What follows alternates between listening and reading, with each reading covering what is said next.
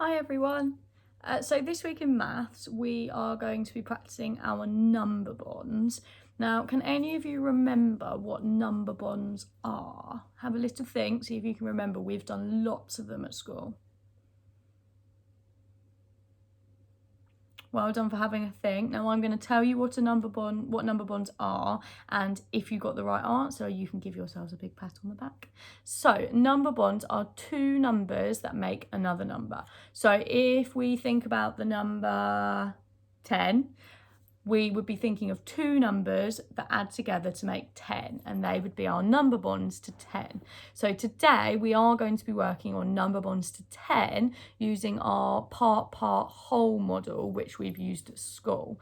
Now, I haven't got my whiteboard at home, my big whiteboard, so it's a little bit difficult, but I've made a part-whole model with some plates, and I'm going to show you how I've done that in the next part of this video, because then maybe you can have a go at making it at home too. So here we go, guys. I've made my part-whole model. So remember, we have the whole at the top, so our whole number, which today is number 10. And then I have my two different parts to split that number into. So today we're going to work systematically so that we can find all of the number bonds in order without missing any out. So remember, systematically means we do it in order and we think about the way we're doing it carefully so that we can find all of the number bonds. I've started by putting my whole number in the first part, and there is nothing in the second part. So let's just check that we've got our whole number in here to start with. Can you count with me, please? 1, 2, 3, 4, 5, 6, 7, 8, 9, 10. Now, from when we've done part-whole before, we know that this part and this part must add together to make the whole number at the top. So if I've got 10 in this part, how many have I got in this part? You're right, I've got 0. So 10 add 0 equals 10. So then I can come over to my whiteboard and I'm going to have a go at writing that down. So I've got 10 in my first part, add 0 in my second part, equals my whole number, which is 10. Okay, now the next part is where we work systematically. So we're going to do this in order, and every time we're going to move one more gem over. So we're going to start by taking one and moving it over to the other part. So we're going to count how many in this part, how many in this part, and we know that all together they will make our whole number. So let's count these together.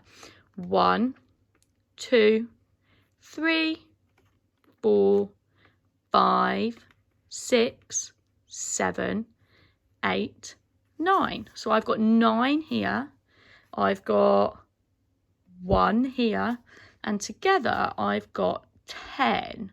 So my number sentence is going to be 9 add 1 equals 10. Let's do one more together. So remember, each time we're going to move one gem from this part to this part. So I'm going to take one more and move it across, and we need to count how many are in this part. 1, 2, 3, 4, 5, 6, 7, 8. And I've got 2, you're right. So 8 add 2 equals 10. Let's write that down as our number sentence.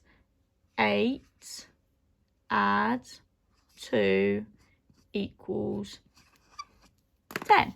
Now, I'm going to stop there because I don't want to give you all the answers. So now we've done a few together, I would like you to have a go at home.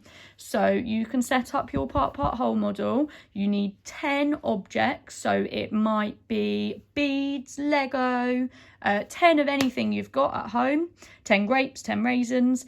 And then I would like you to start with all 10 in one part, and each time move one over to the other part. And then I would like you to write down your number sentences like this on paper. And I would love it if your grown-ups could send me a picture of your work when you've finished. I love hearing from you and I love seeing your work. So guys, have fun with the part whole. You love doing this at school, so I think you're going to love doing it at home as well. And I hope to see your work soon. Have fun. Bye.